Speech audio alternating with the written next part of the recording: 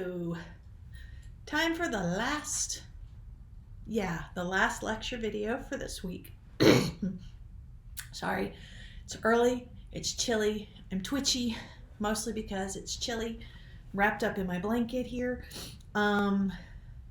So hopefully if you actually ever look at me in this video, or in these types of videos, me bouncing in the corner won't be too terribly distracting, but it's a way to try to keep warm. I think we covered this in Bio 1, 2, 3 when we talked about homeostasis. I think we talked about it, or we talk about it later this quarter when I talk about negative feedback. Don't remember, but anyway, yes, the moving when you're cold helps because it helps generate heat and helps warm you up. That is why you tend to have your teeth chattering and you shiver and shake when you're cold. Right now I'm just bundled up. Yeah, I know I could always record this somewhere else, but I do it here. And if you keep seeing little things move like this, it's because I'm holding this in my lap and I keep twitching and playing with it because we know I am not very good at the whole not doing things, not moving. But I wanted to try to use it for this. So let's see. Yay! It works. I wish I could just click it. I need one of those little clickers. That would be cool. Anyway, here we are. Lecture 15. We are continuing with our evolution-ish type stuff. And I say ish because part of it is with the evolution, but we're moving on into how we classify stuff. So it's kind of a couple things. Anyway, we have our intro here. I made reference to this in previous PowerPoints, but I can't remember if it was 13 or 14. Doing all of these in like 2 days, I'm just like this. Anyway, how many more times can I say anyway? Well, it is early, so we'll find out, won't we? So here we go. Normally when you think of feathers, you end up thinking about birds. However, birds were not the first creatures to have feathers. These actually started with dinosaurs. I made a reference, I think, in the first PowerPoint about Archaeopteryx. It is my favorite transitional fossil, and I wanted to go ahead and get through all 3 of these chapters because normally I talk about it in the first 3 chapters of Bio 1, 2, 4, but apparently this book made a slight adjustment and we didn't have the Archaeopteryx, which I think is kind of sad because the Archaeopteryx is a beautiful example of a transitional fossil because you see the reptile and the bird-like features represented. And historically, I've always asked an essay question about it. So I'm like, I guess I need to change my plans, right? Anyway, evolution of birds is an example of macroevolution. Previously, we were talking microevolution. Now we are into macroevolution. These are major changes that helps show the change over time. Yikes. There we go. Haha. Here we go, and we now have our big issues because we know that's what we do. We have big issues. Now that phylogeny and the tree of life, oh yeah, you better be ready for that one because that will be a quarter-long thing. Now, early Earth and the origin of life. So, Earth is old. I think we all knew that. They're saying it's somewhere over 4.5 billion years old. When you look at our year, like right now it is the year 2020, that does not mean the Earth is 2020 years old. Cracks me up every New Year's Eve when somebody says happy birthday to the Earth for that. I think it's kind of hilarious. But anyway, just so you know, the Earth is really freaking old. We have a whole bunch of different fossils that date way, way back. So some of these are actually 3.5 billion years old. Now, before I forget, throughout the textbook and in some PowerPoints, you might see where it says BYA or MYA. If you ever see that, that just means billion years ago or million years ago. The only reason I tell you this is I remember when I was taking a bio class in college and I just kept seeing it listed, and my teacher never said anything, and I'm sitting there totally distracted trying to figure out why everything said Maya, and it turns out it's just a million years ago. So there you go, just so you know. All right, first life may have evolved through 4 stages. We have the abiotic synthesis, small organic molecules such as amino acids and nitrogenous bases. Abiotic, if you can remember from, I'm pretty sure we covered this also in Bio 1, 2, 3. A is not, bio is life, so abiotic means non-living. That's all it is. 2, the joining of these small molecules into polymers, remember poly for many, such as proteins and nucleic acids. We totally covered this last quarter.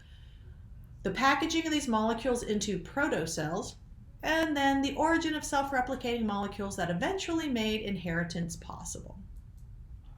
So, come on, click, there we go. This is supposed to be an image of what we imagine early Earth looking like. We have, can you see this? Hopefully you see the cursor. Why do I ask you questions when this is a video and you can't answer? This is just showing you the different lines. So each one is showing you a different age, a different year, a different decade, different millennia. It depends on how thick, how deep, that kind of thing. This is supposed to be basically showing there was no what we consider life on Earth way back when. There were no plants, there were no animals. It all had to start much lower. If anybody ever watches Bill Nye the Science Guy, I friggin' love Bill Nye, and I used to show him in class, but I have all of his stuff on discs, on DVD, and the computer we have in class does not have a disk drive, and so unless I bring in my own disk drive or find a way to hook my stuff up to the projector, I can't show you my Bill Nye videos. Anyway, Bill Nye has this whole thing all about this, and he talks about it being primordial soup. And it's just talking about all the old things that were there that eventually went through the chemical changing. Think chapter 2 of Bio 1, 2, 3. All the chemical part which caused the reactions to occur, which then slowly got more of the oxygen into the air, which then made it possible for all of us to exist. So there you go. Haha, I'm getting better at this part. All right, checkpoint question. There are so many checkpoint questions, but I think it's actually kind of helpful. So I think I'm kind of enjoying it.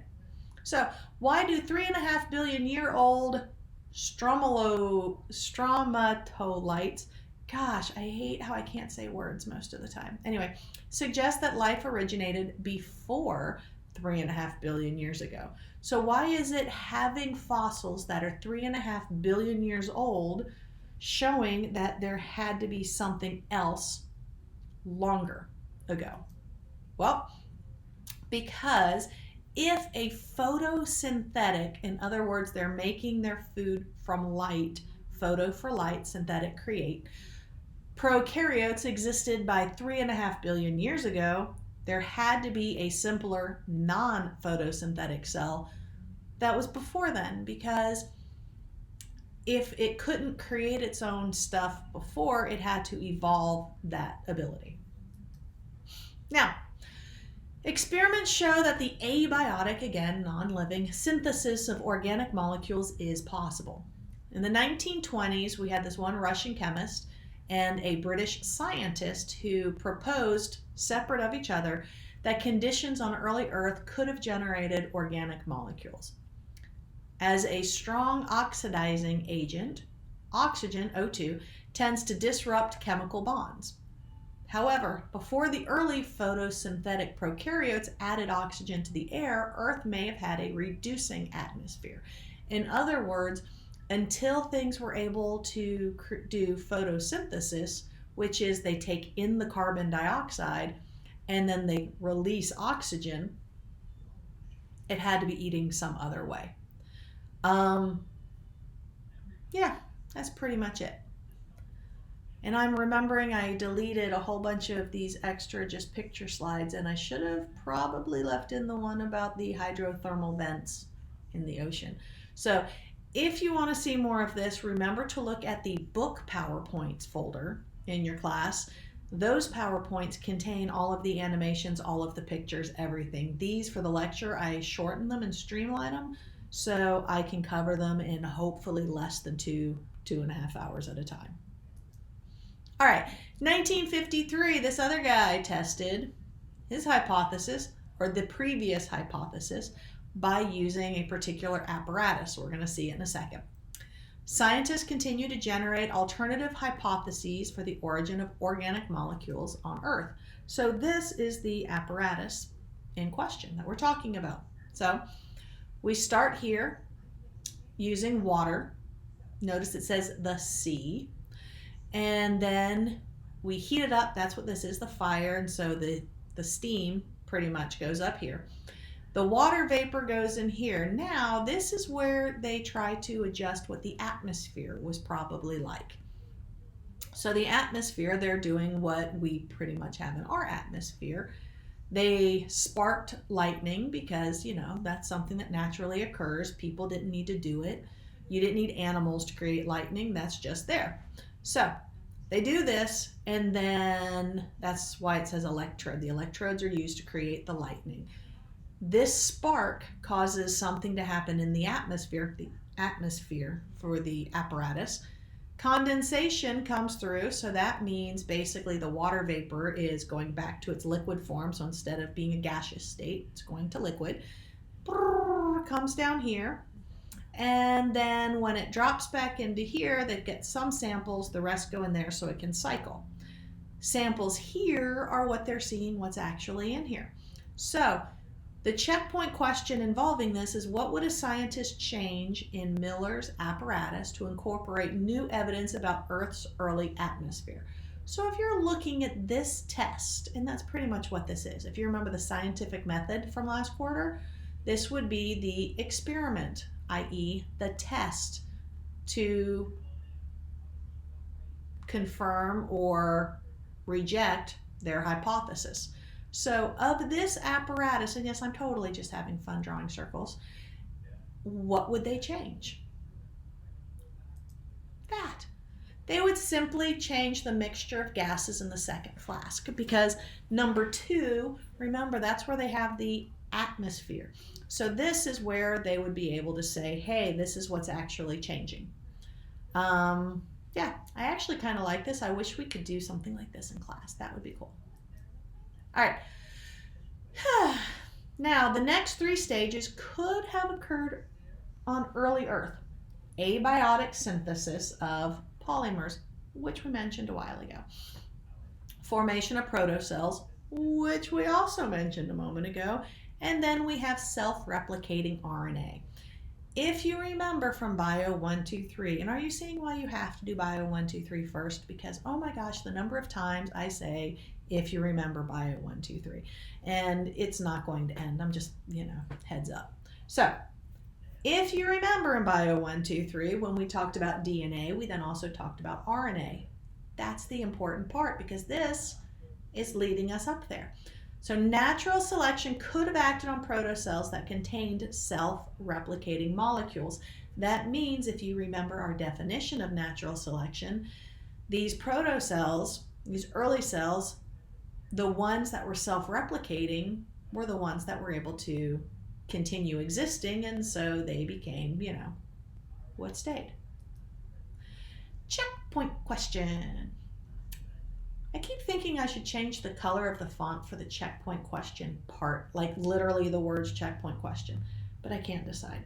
And I think I've just looked at way too many PowerPoints in a couple of days, and when I'm done with this video and it's processing, I will be continuing on prepping the PowerPoints for next week. So anyway, why would the formation of protocells represent a key step in the evolution of life?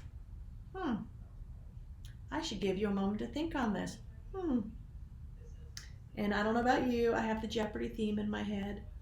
I'm going do do do do do do do do do do do do do do. Okay, I'll stop. Here you go. Here's that self-replicating RNA. Segregating mixtures of molecules within compartments could concentrate the organic molecules, which would be like this, and facilitate chemical reactions. That means help it along. Natural selection could act on protocells once, right here, self-replicating gene evolved. So here we've got our collection, then they start organizing, and then they start self-replicating. And just for fun, how do you know that this is RNA and not DNA? Anybody remember? Give you a hint. It's right here. Ooh, let me use the laser pointer. There we go. It's right here, right here. If you remember, DNA is A to T. Some of you should remember this very well. And RNA, instead of a T, you have a U. So here it is A to U. It's still G to C. That never changes. But RNA has uracil instead. So that's how you know for sure this is RNA and not DNA. Okay, let me turn off the laser pointer, because if not, I know I'm going to drive, well, probably somebody crazy, because we know I'm still going to be fidgeting. All right, there we go. Aha. Major events in the history of life. This is kind of fun. I'm going to try to like just sit back and chill while I'm doing this, because if I can use this to click, yeah. That's why I need a clicker. I really do. So I can just go and not have to worry about touching the computer. So anyway, origins of single-celled and multicellular organisms and the colonization of land were key events in life's history. So macroevolution is the evolutionary change above the species level. This means it's huge. Micro evolution are all those tiny changes in the individual species.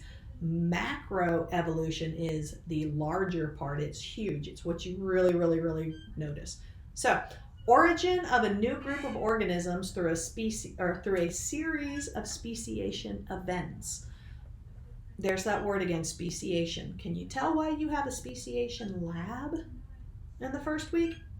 And then the impact of mass extinctions on the diversity of life and its subsequent recovery. Mass extinctions, yes, we do have those. We are currently in one, just so you know. So here we go. For how long did life on Earth consist solely of single-celled organisms? So here we have, well, let's do that laser pointer again. Here we have the origin of the Earth, 4.6 billion years ago. And yes, I know I have watched Austin Powers, and yes, I want to do this almost every time. But anyway, origin of the Earth, 4.6 billion years ago. Then, here are our protocells. We've got our prokaryotes right around 3.6 billion years ago. We've got our prokaryotes, la la la la la, and now we have some atmospheric oxygen, and things are starting to change. And then we move on here. We now have our single-celled eukaryotes. Eukaryotes. Hopefully you remember from, yes, Bio 1, 2, 3, eukaryote is true, EU for true. So the eukaryotes have a nucleus, so true nucleus. Before nucleus, true nucleus. Now these are single-celled. Now somewhere right around here, a little in between 1 and 1.5, so probably about 1.25 maybe, multicellular eukaryotes. Then a little more than 500 million years ago, we've got some animals. Then a tiny bit after that, we start to come up on land. And then we're over here. So if you are looking at this graph, how long did life on Earth consist solely of single-celled organisms? Well, here you go. We have from right around 3.5 to a little earlier than 1.5. So about 3.5 to about 1.25 or so, give or take, a million years. So that is a little over 2 billion years. That is a huge stretch of just single-celled organisms, but in this amount of time, they're making a lot of adjustments, like a whole lot of little bitty changes. I mean, hello, look, they went from here to actually having a nucleus. That's a big change. Alrighty.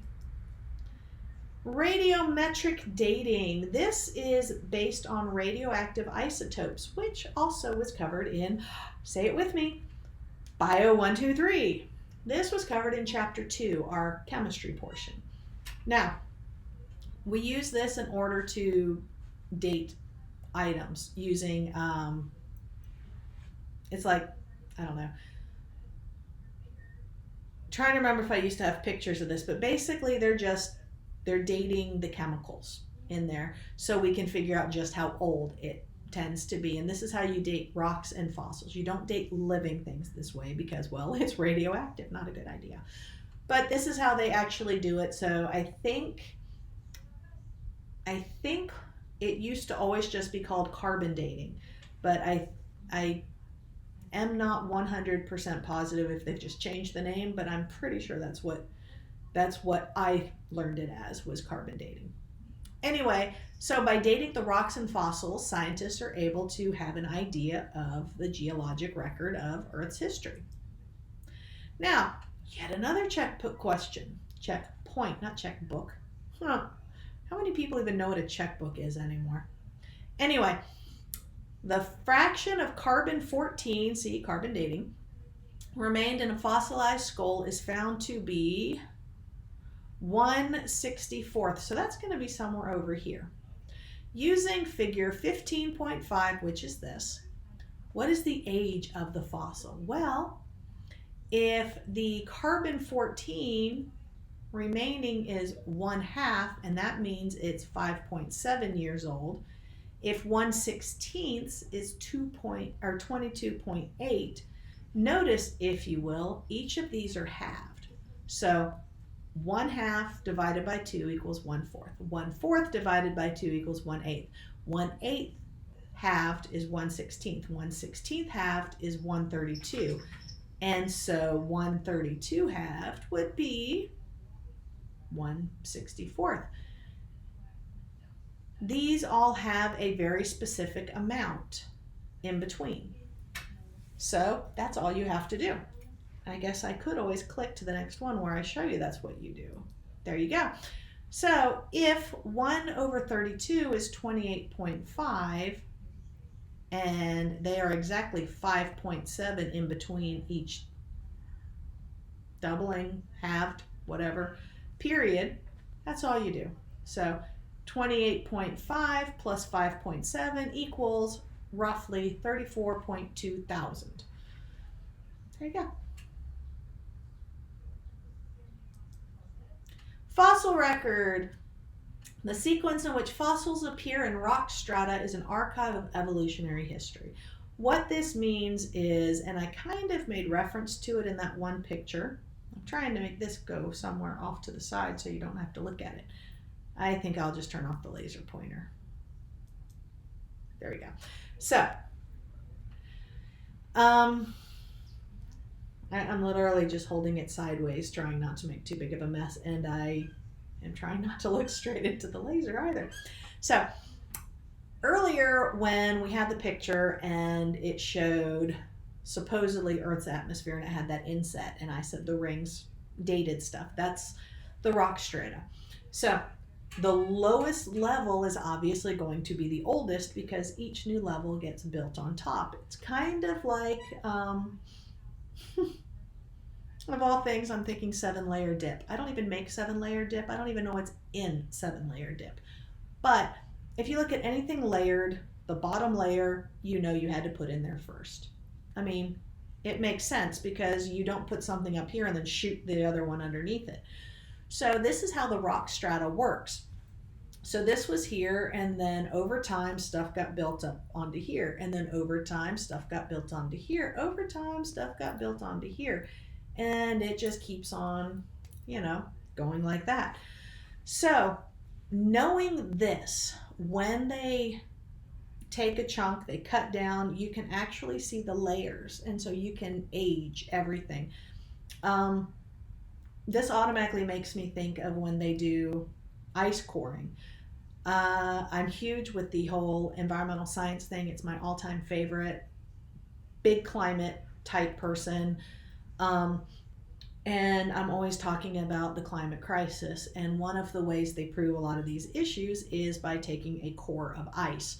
And a lot of people make jokes about it. They pick on it. They riff on people about it. And they talk about how silly it is to do stuff like that with ice. However, same kind of thing with the rock strata. If you take a core of ice, you dig way down deep and pull it up, you can actually see the changes in what was in the atmosphere solely because of like what we were talking about before.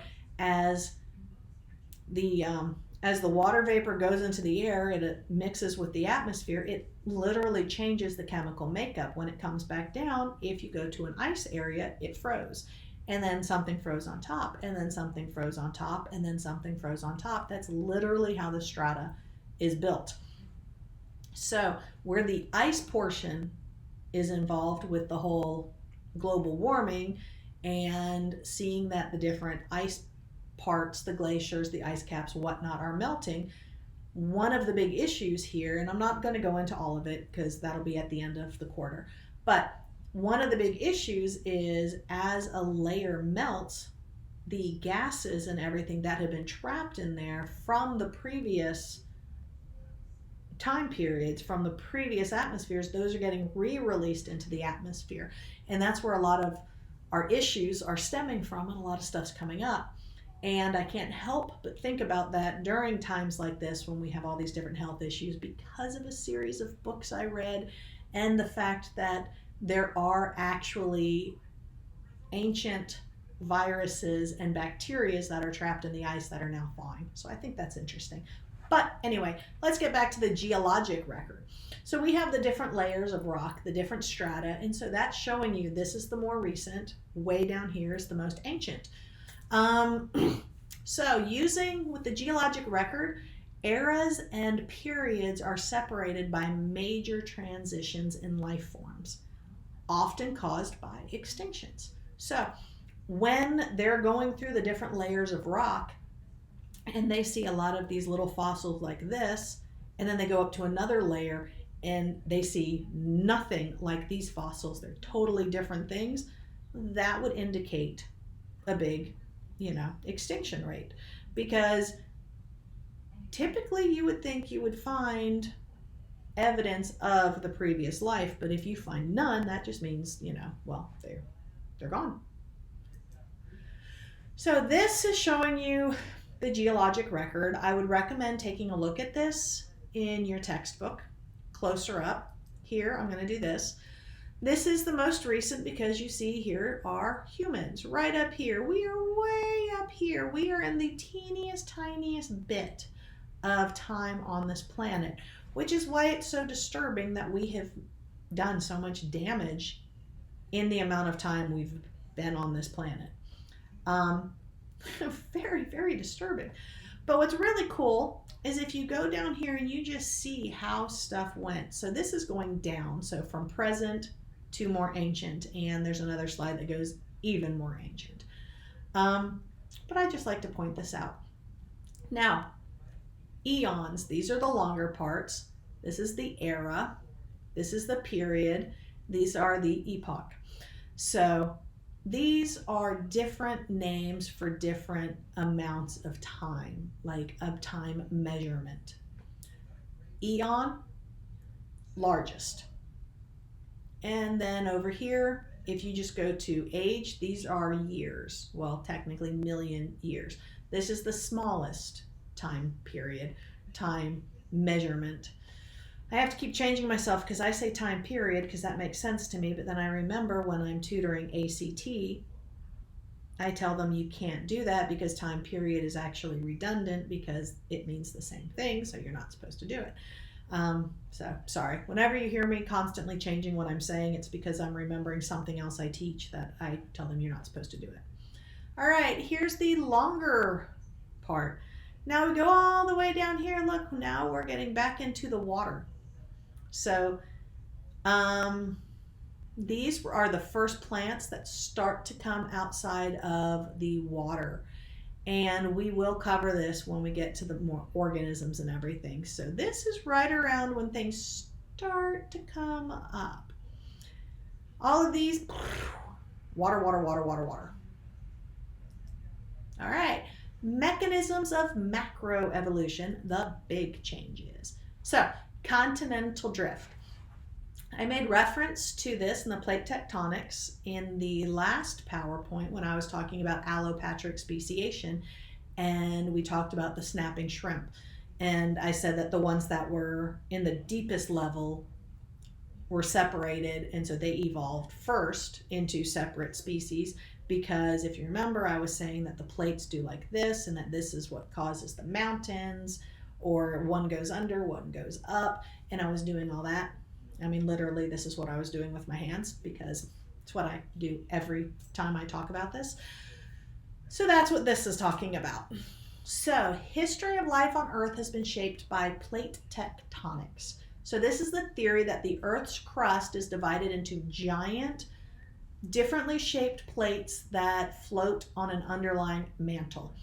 That does not mean it's like this and it just, dum, dum, dum, dum. It's a lot more detailed than that, but we'll get there.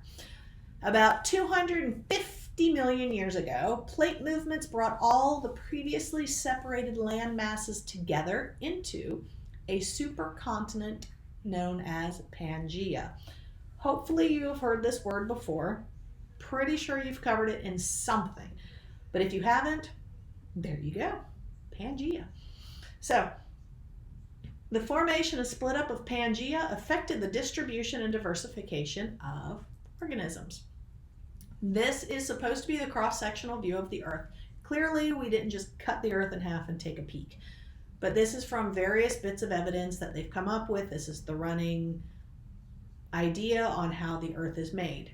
You have your inner core, and then you have your outer core. This is the very hot stuff. So if you have ever watched any of those movies, the action movies and stuff, where somebody is drilling down into the center of the Earth, and they're showing about all the heat and everything, that is this right here.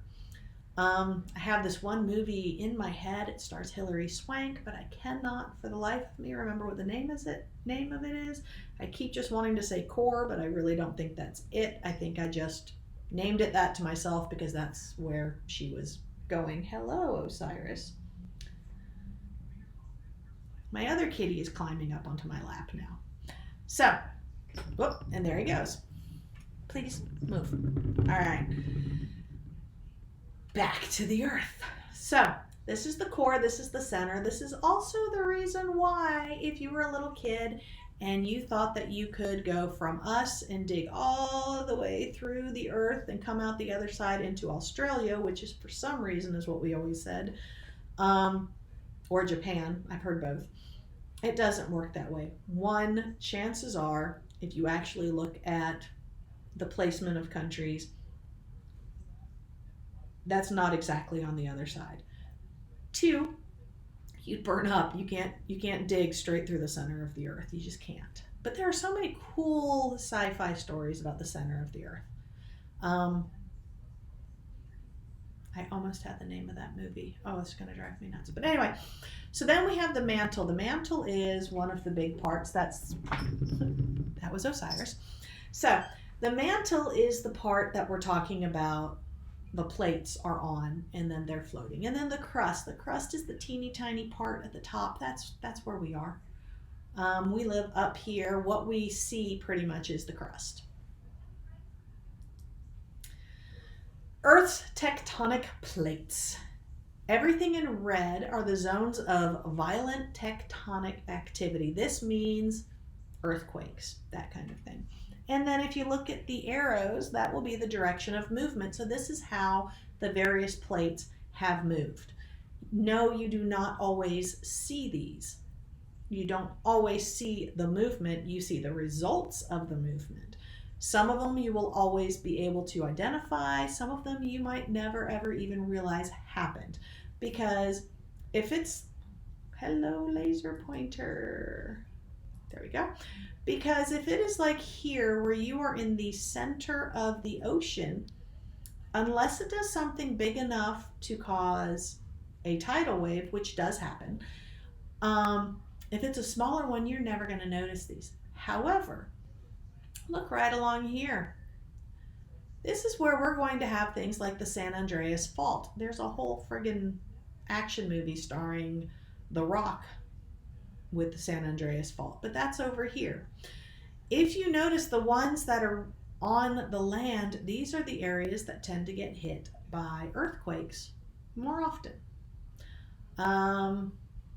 So yeah. And turn that part back off. I'm going to have to use the pen at some point and see what happens. Okay, checkpoint question. How did I miss that? I missed this part. I have to get rid of that.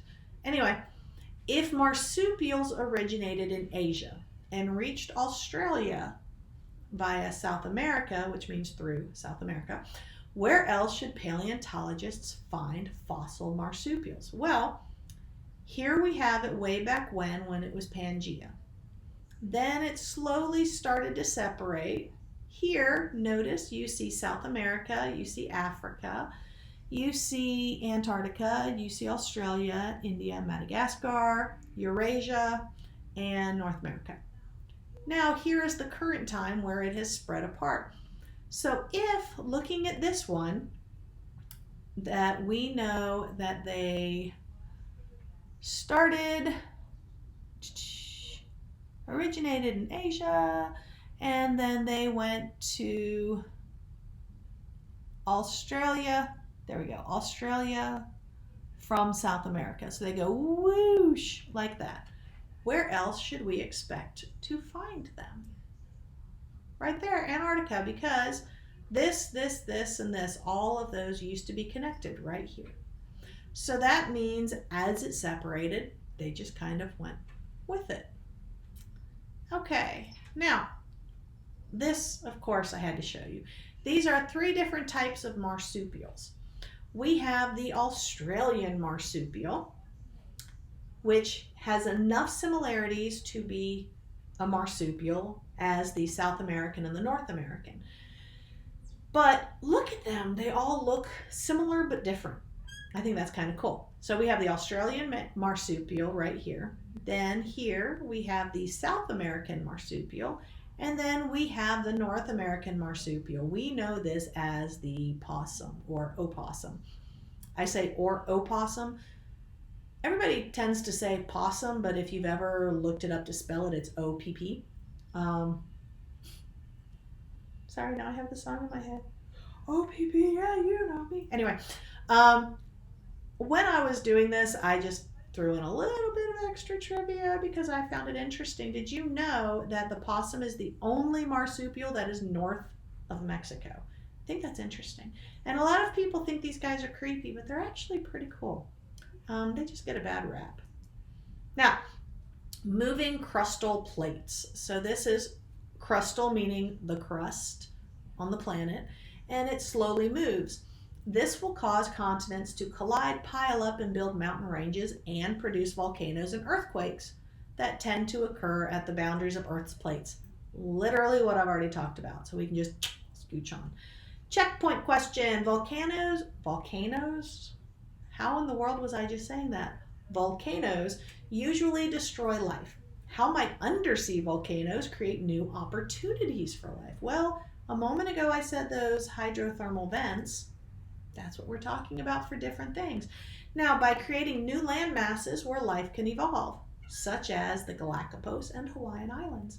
The Hawaiian Islands didn't always exist. They were created as these things, then pushed them up, which gave more things place to live on land. So, kind of cool. Galapagos Islands, just so you know, because I haven't told you yet, so you wouldn't know. When I talked about Darwin and the finches, most of the time, me being a biology person, when I say how I desperately want to go to the Galapagos, people assume that's the reason. The real reason is because I'm obsessed with hammerhead sharks, and annually there's this huge cluster of hammerhead sharks that are there. It's like, I want to go there. I want to see them. I don't know if my kids will let me go because they probably think I'll jump in there and then die. And it sadly is a possibility that I would, jump in there because I've already jumped in and chased a shark once, but that was just a nurse shark. Anyway, 5 mass extinctions have already occurred. We are currently in our 6th mass extinction. So over the last 500 million years, we've had 5 mass extinctions. Each of these, more than 50% of the Earth species disappeared. They went extinct. Ones marking at the end of the Permian and the Cretaceous have received the most attention. Because when you talk about species, a lot of people have a tendency to be very limited in their view of what constitutes a species. Like right now, if I told everybody, tell me about an endangered species, most people will mention a dolphin or a tiger. In reality, we are losing birds and insects and plants at a much faster rate than any of the larger animals like a mammal. So when you read or are looking at extinction rates, you have to remember it's not just the giant creatures you're looking at species as a whole. So the Permian extinctions linked to the effects of extreme volcanic activity, and the Cretaceous extinction, which included most dinosaurs, may have been caused by the impact of an asteroid. Presumably you've heard that one before. So during mass extinctions, large number of species are lost. Bird got distracted. The loss of species that are now at critical risk of extinction is pushing our planet into its 6th mass extinction. According to all records, we are in the 6th mass extinction. The fact that this is a new updated textbook, even though it says copyright 2018 and it's not clearly stating we are in the 6th mass extinction, I have a small problem with that. Other than that, I've been enjoying the textbook. Fossil record shows it typically takes between 5 and 10 million years for the diversity of life to return to previous levels. This means as fast as we are killing off various species on this planet, it's probably going to be past the human species lifespan before we return to any kind of normalcy, as in the Homo sapiens will probably be extinct by the time it fixes, because I don't see us going that long. I just don't. Could be wrong, whatever. So impact hypothesis for the Cretaceous mass extinction, the thing that supposedly killed off the dinosaurs. We have right here North America. This is where they believe it hit, and so it's like an asteroid from space went and went and caused a whole lot of stuff. Now, adaptive radiations, got distracted by the word radiations. Well, it is too early to be doing these things. Are periods of evolutionary change where new species evolve from a common ancestor. So, hello, Fang. Come on, scooch, scooch. Yes, I say scooch, scooch to the kitty. There we go. Now you can just lay down, okay? All right, so, I wonder if I can make them chase the little laser. Anyway, adaptive radiations, period of evolutionary change where a new species evolves from a common ancestor. So this means something happens and the one ancestor there's enough space for that ancestor to have the offspring that can spread out enough to make big, big changes. The main thing here is going to be about mammals. So, why did marsupial mammals undergo more diversification on the continent of Australia versus elsewhere in the world? Well, here you go. It is because there was, let's get that laser pointer again as I continue to pet the kitties. Okay, right here we have the reptilian ancestor, then we have the mammal ancestor. We have these guys, the monotremus, which we will talk about later. It's going to be like the duck-billed platypus, things like that, as A-laying mammals. Then we have over here, these two are more closely related to each other. We have marsupials, and then we have, come on, kitty, stop. You are making this hard.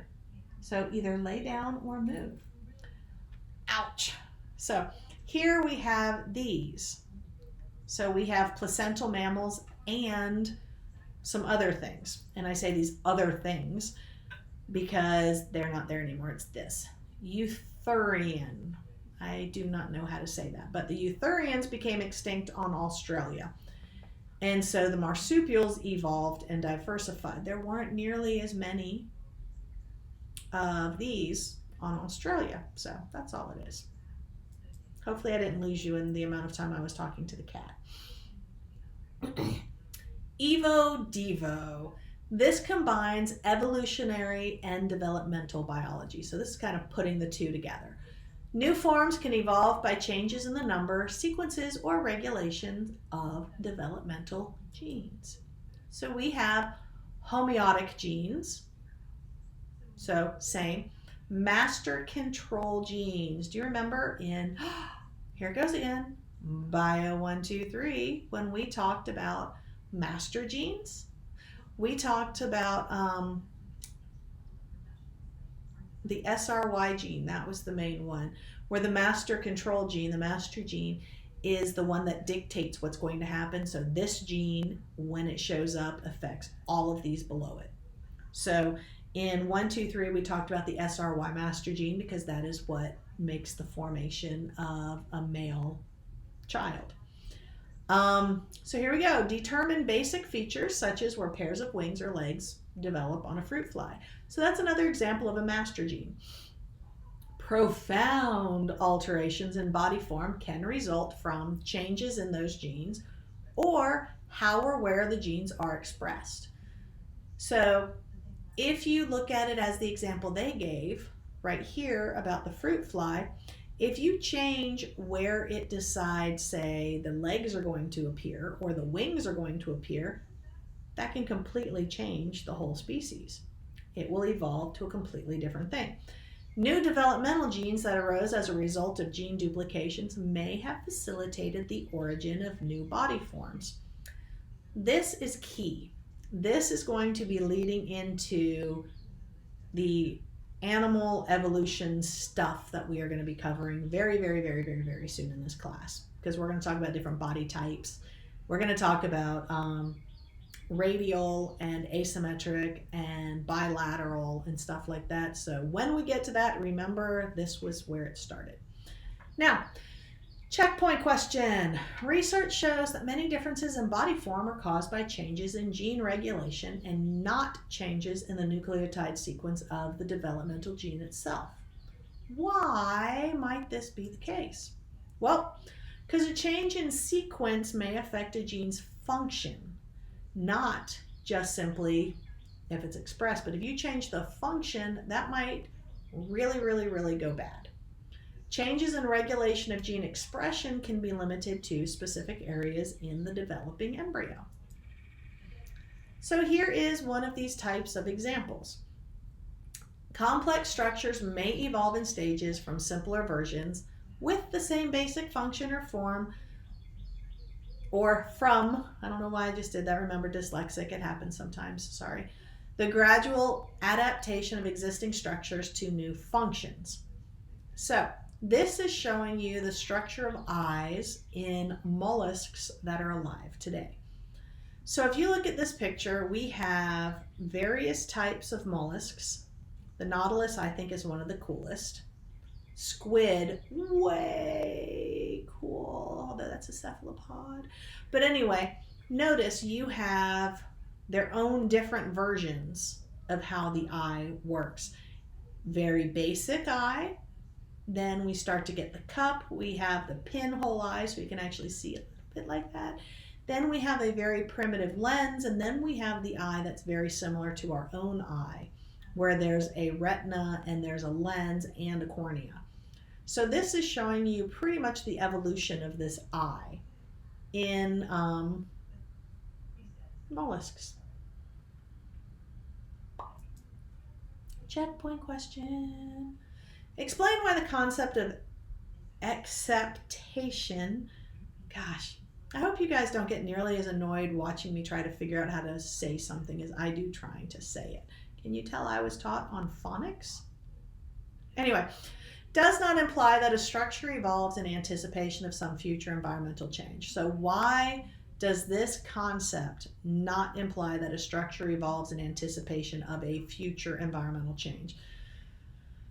Before I go to the answer, I'm going to remind you, in the very first PowerPoint of this quarter, I told you about natural selection and that it is an editing tool and not a creation tool. It is not going to predict what's happening. It can only react to what is happening, and then the species, all the tiny changes, are adjusting to be best fit for that environment. It can't predict what's about to happen, and even if it could, the way we treat the planet, it'd be wrong anyway. So, although a structure is co-opted for new or additional functions in a new environment, the structure existed because it worked as an adaptation in the old environment. So again, it doesn't just pop up something brand new. It already had it, and then it adjusted it. So an example here is the earliest feathers belonged to dinosaurs, like the Archaeopteryx. And when it first developed the feathers, which by the way are just modified scales, it was not capable of flight. But then the birds, as they evolved, turned it into helping with flight. All right, so evolutionary trends do not mean that evolution is goal-directed. So, fossil record seems to show trends in the evolution of many species. For example, toward larger or smaller body size. Seriously, body size seems to be one of the big ones that changes.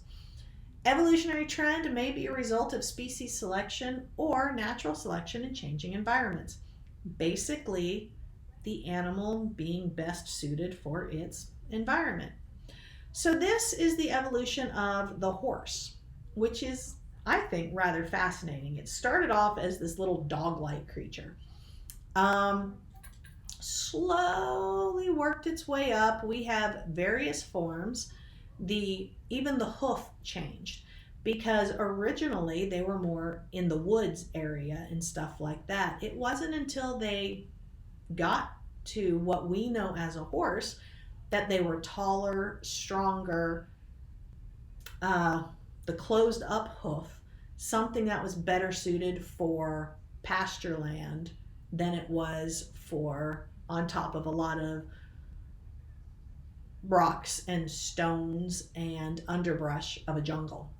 So pretty cool the way it slowly worked up. But it's like as the horse got out in the field, literally had more space, it's like it got stronger and healthier and had more babies.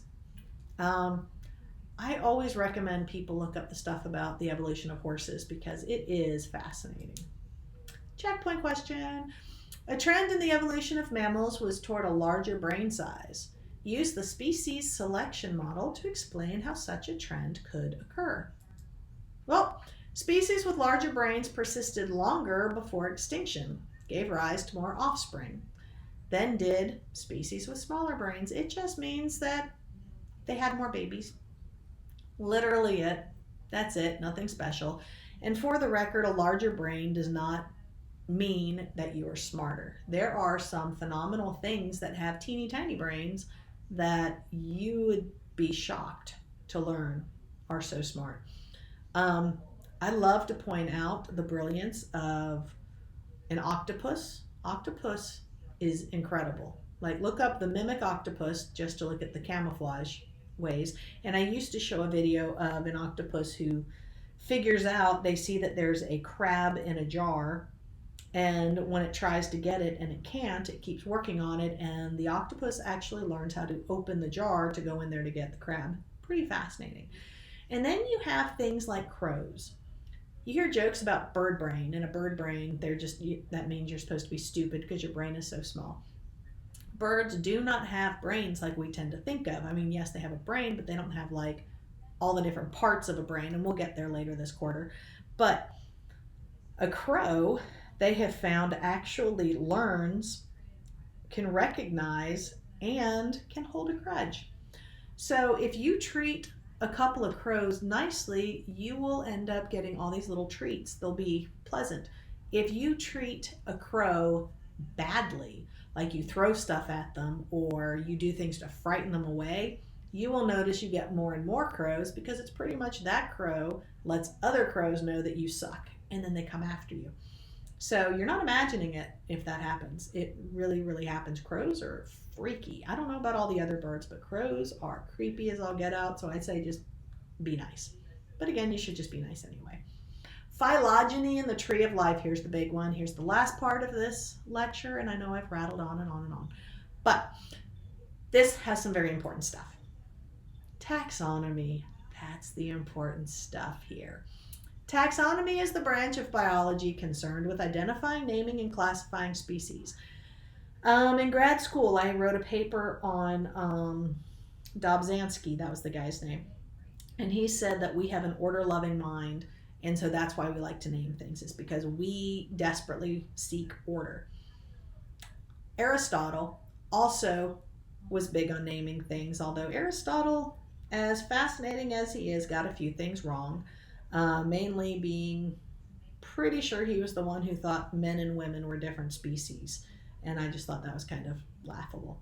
Anyway, taxonomists, these are the ones who assign each species a name. It is a two-part scientific name. This is called binomial. Bi for two, nomial for name. First part of the binomial is the genus. The second part is pretty much the species. If you go super detailed, you will then also have like a subspecies and stuff like that. Example here, binomial name for humans, Homo sapien. Homo for genus, sapien for species. If you want to get super duper duper technical, we are Homo sapien sapiens because we have a subspecies name. Now, genera, which is the plural for genus, grouped into progressively broader categories. So, this you need. If you remember in Bio 1, 2, 3, I swear I kind of want just a little sign to hold up for that.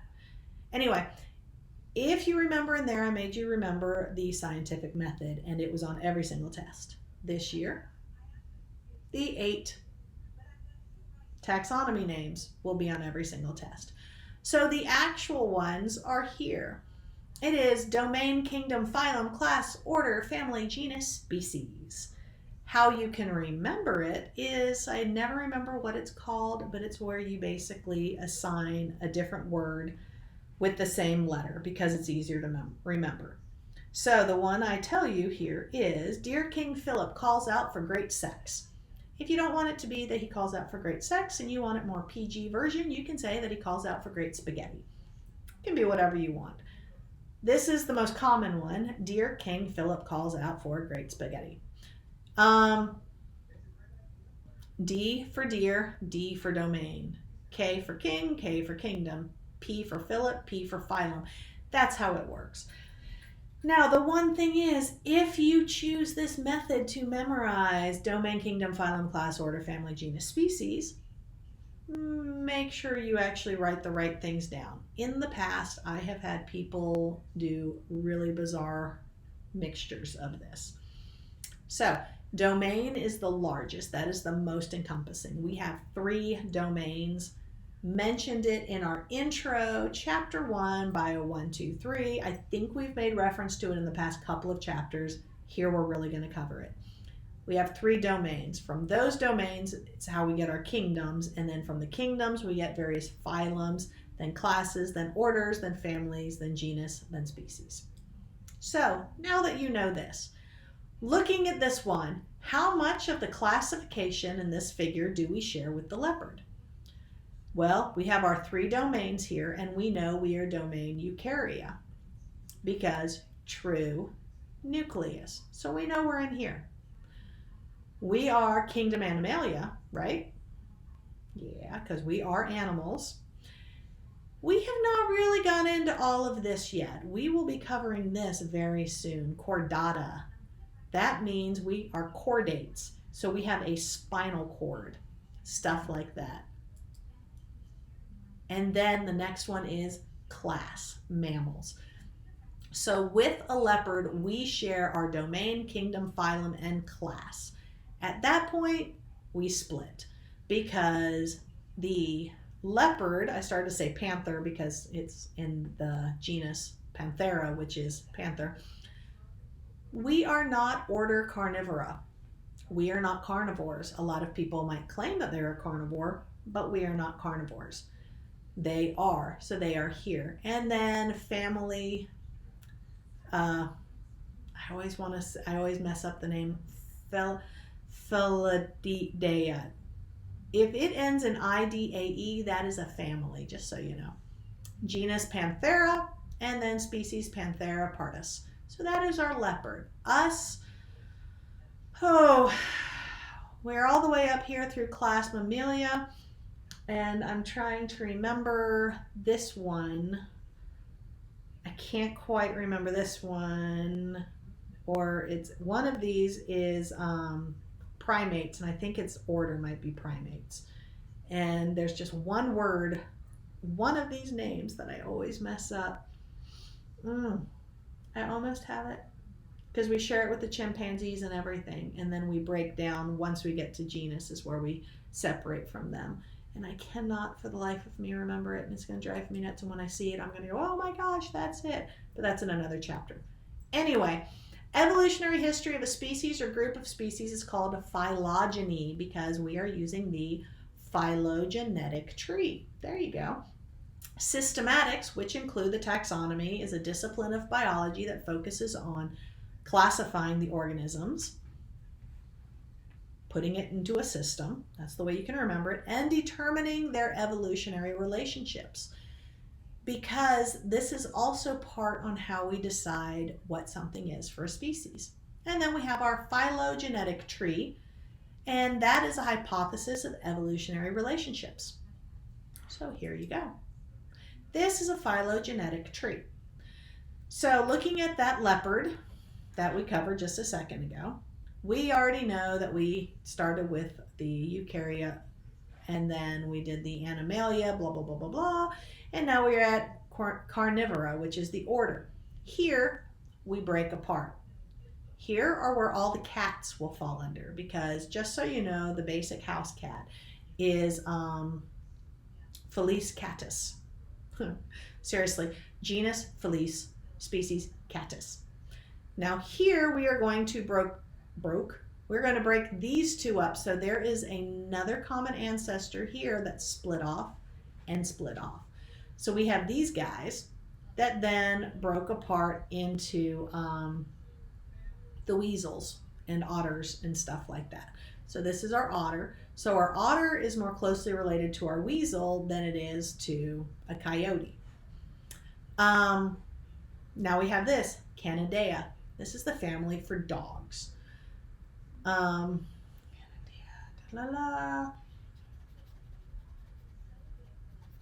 Crap, I lost the common name or the binomial name for your common dog. Crap. But I am more of a cat person, so sorry. Anyway, Canis, this is why you will hear dogs called canines, is because this is what they fall under, is Canis. So canine.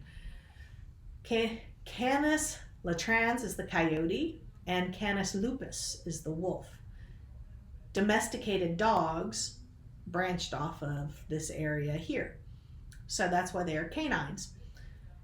So this is showing you that, say, a wolf is more closely related to an otter than it is to a leopard. Cats totally branched off from all of these. Now, why I personally find this interesting is I love otters. I think otters are so unbelievably adorable. They're vicious little things, but they're adorable. And every time I watch an otter, I think they act a lot like cats. but they're not related to cats except way back here. So I don't know. I just find that interesting. And yes, I know I go off on tangents all the time. Be ready for class because it'll just keep happening. We know this already. So homologous structures, we've already talked about this, and molecular sequences provide the evidence of common ancestry used to determine phylogeny. However, some similarities are due to similar adaptations from the organisms rather than evolutionary lineages. This is known as convergent evolution. So convergent evolution is called analogy. If you remember in the previous PowerPoint when I talked about homologous structures and I talked about the human arm, the cat arm, the horse's leg, the whale fin, and the bat's wing, it's like those were all homologous structures. So evolutionary wise, closely related, and they all kind of branched off to then use the same structure but do different things. Then I talked about the wings of a butterfly and a bird and a bee. And when I talked about those three wings, I pointed out that all three of those had evolved for flight, but the structure was completely different. That's what this is talking about, is the convergent evolution. When things show up because the different beings could utilize this type of change, but structurally they're totally different. So this, they're comparing the Australian mole, and they have it in parentheses, with the North American mole, which is an actual known mole. They're not related to each other, but they both have very similar body types. They both tend to burrow under the ground. That's why if you look at this, they were both designed for that. All right, checkpoint. Basically like what we were talking about before. Human forearms and bat wings are what? And a bat's wings and a bee's wings are... So, give you a hint, I just named both of these on the last slide. Well, I mean, I might not have written them both on the last slide, but I talked about them both on the last slide. There you go. Homologous and analogous. Homo, same. So the forearms and the bat wings are made the same. So structurally the same. All right, now we have cladistics. We're almost done with this, I swear. And my kitty's coming back. He ran away and now he's coming back and he's just staring and deciding. So at some point he's just going to suddenly jump because that's what they do. Come on, there you go. All right, cladistics, group organisms by common ancestry. So these are just basically putting them all together based on their ancestors. So each clade is a monophyletic group. Mono for one. So this is one branch. Consists of an ancestral species with all its evolutionary descendants, a distinct branch in the tree of life. Cladistics is based on the Darwinian concept of descent with modification from a common ancestor. So in the last PowerPoint, if you remember, there was a picture and I said that I kept it in there solely because I thought it was pretty cool. And it was a doodle, for lack of a better word, that Darwin did when he was figuring out evolution, and it was a phylogenetic tree is what it looked like. So we have two main types of characters. We have a shared ancestral character. So this one is common to members of a particular clade, but originated in an ancestor and not a member of the clade. And then we have shared derived character, which is common to members of a particular clade and is not found in its ancestors. I know that's confusing, but we'll get there. Useful in many areas of science, parsimony is the adoption of the simplest explanation for observed phenomena. So this just basically means, hey, look, simple answer. Philosophy, that's my other degree, is philosophy. We used a thing and it's called the Occam's razor. Occam's razor is that oftentimes the simplest answer is the correct answer. Sometimes people just try to make things a lot more difficult than it has to be. So this is the science version of Occam's razor. Systematics use the principle of this, because I'm not saying the word again, to construct phylogenetic trees that require the smallest number of evolutionary changes, because chances are it's not going to make lots and lots and lots. It's going to be a little here and a little there and a little there, because it's, it's like tweaking it. Kind of like when you make a recipe and you're like, it's not quite right, and you add a little of this and a little of that. If you change too much at once, it's no longer the recipe.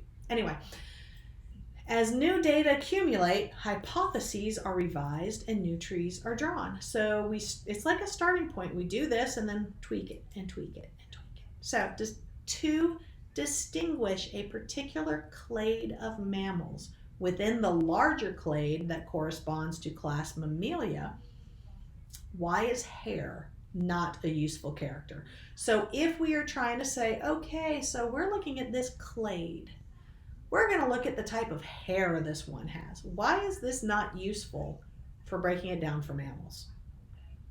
Well, the fact that we haven't covered the definition of mammal, I think it's kind of silly that they're asking you this right now, but we're going to get to mammals in a little bit.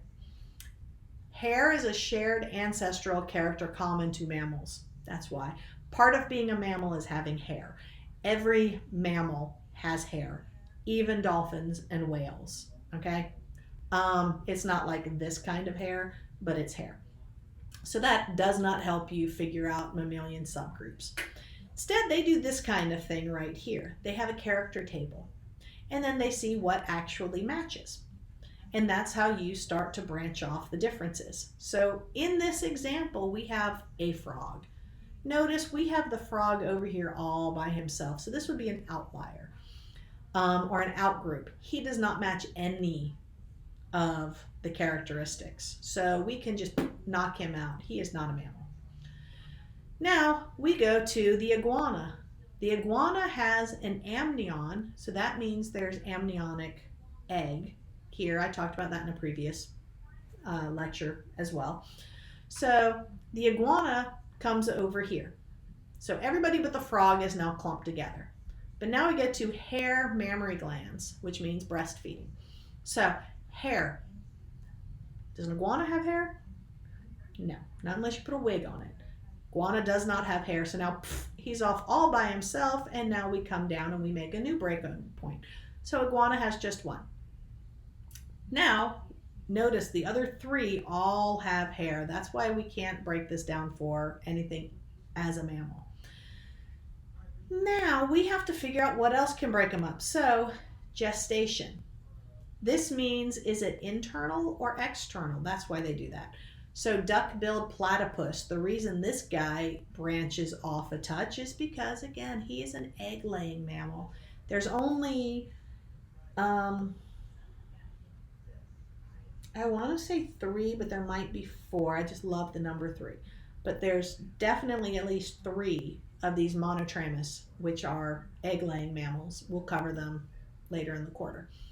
So we put a 0 there. So now we know even though the duck-billed platypus has hair, he's farther removed from these guys. And so that would be our gestation. Now we have our long gestation. So how long does the baby grow in the mommy? That's where we remove the kangaroo a little bit, because a kangaroo, and again we'll cover this later too, the baby is developing inside the kangaroo. But then it comes out, it's born when it's not fully developed, and then it scooches up and then goes into the kangaroo pouch. That's where it continues to develop. So it's a much shorter gestation time, and so that's there. The beaver it's more like us, so we are more closely related to a beaver than we are a kangaroo. And so this is how they break it down. They come up with this, looking at characteristics, and then rate them, and then that's how they build their tree. So, pretty cool. I should come up with a lab where we do that. That might be fun. Okay, and here's an example of one for reptiles. If you just straight up look at this, you're going to see one obvious difference. Legs. See, all these guys have legs, these guys don't. So they are clearly in their own category. Crocodilians, yes, that is the actual term because this includes crocodiles, alligators, and something else I always forget the name of, but we'll cover it when we cover this in class. And then we have different types of dinosaurs. It's the way they're built that breaks them down. So again, another common ancestor that broke them apart. And then here there's a common ancestor that led to birds. And again, we'll cover that when we are covering the different animal evolutions. Now, organisms' evolutionary history is documented in its genome. So this is basically what makes you you. We talked when we were covering genetics about the human genome.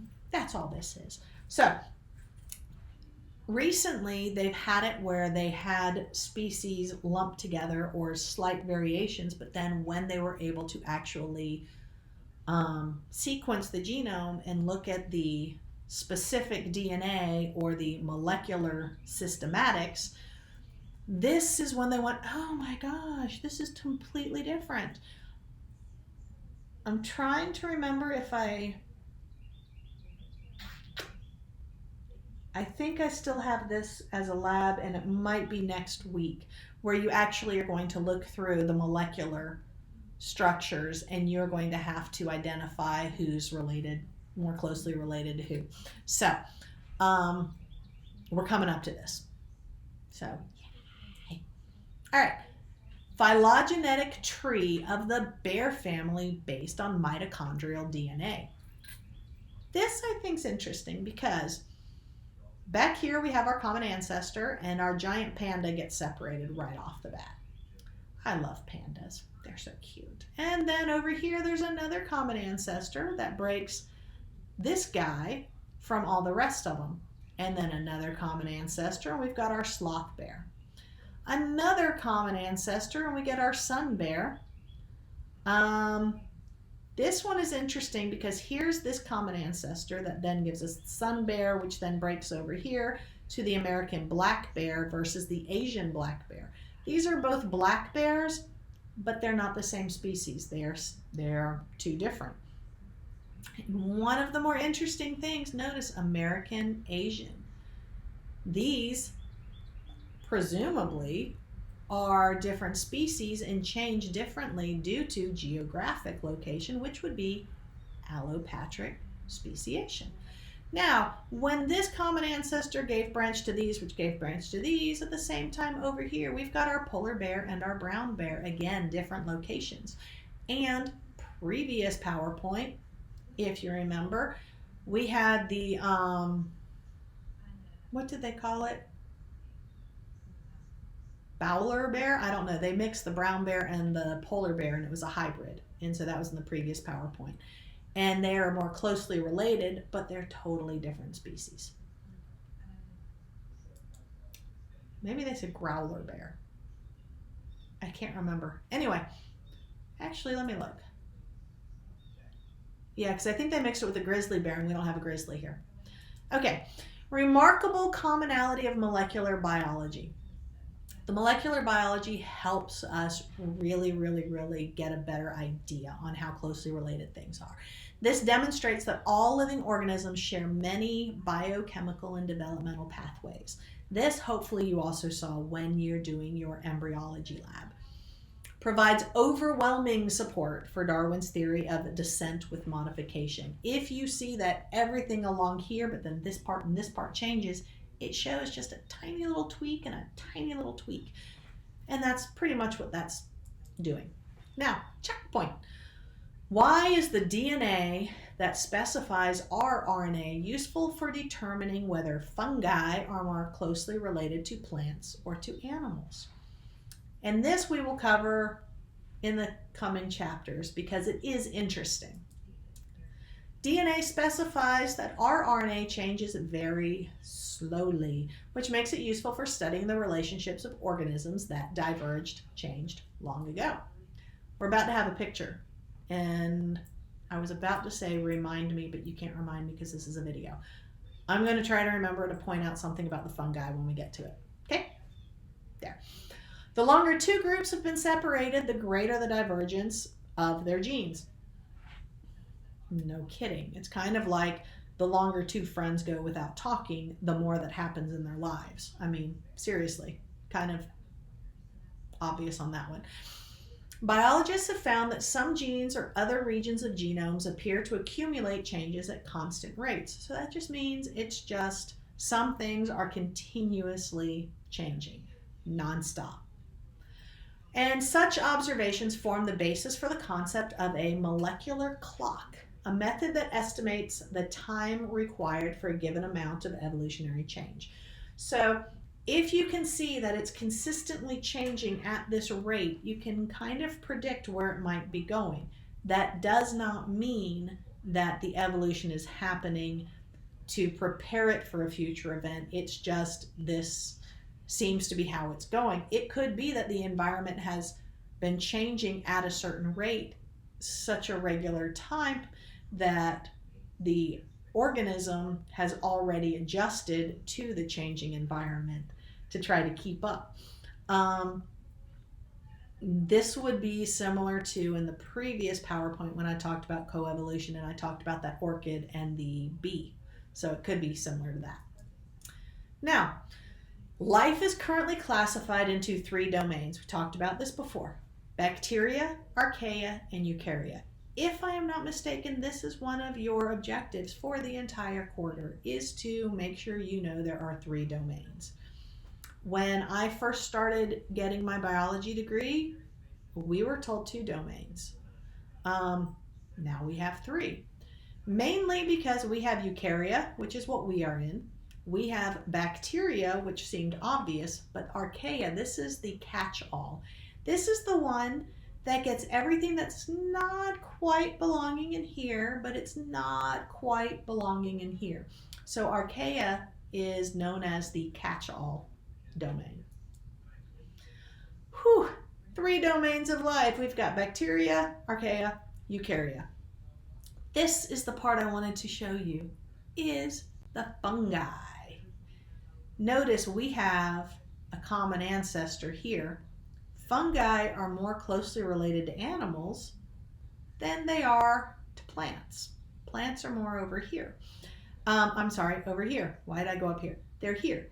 So we have common ancestor that gave us these guys, this random thing, amoebas, fungi like mushrooms, and animals where we are. Over here, these are our photosynthetic guys. These are the ones with the red algae, the green algae, and the land plants. Yes, there's still some over here too. Land plants and algae. Not photosynthetic animals and fungi. So mushrooms are more closely related to us than they are to plants. And I always found that really, really, really interesting. I'm also highly allergic to these things. Does that mean I'm more likely to be allergic to people than I am to plants? I think I'm going to start saying that. That would be fun. Anyway, multiple horizontal gene transfers occurred during the early history of life. These included transfers that resulted in the origin of eukaryotic cells. This is basically a symbiosis theory where they're saying it kind of absorbed the other cells.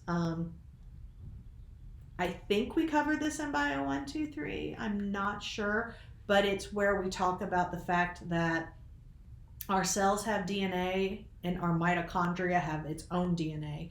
So mitochondria are their own thing inside of our cells. So it's really fascinating, actually. So checkpoint, according to this figure we looked at a little while ago, which protists are more closely related to animals? Bam, the amoebas, because they're the only ones on here. You know, animals are not protists. Fungi are not protists. Nice and close. So there you go. Look at that, we made it to the end. So now we have a whole bunch of things you're supposed to be able to do. So you're supposed to be able to describe all of these things and blah, blah, blah, blah, blah, blah.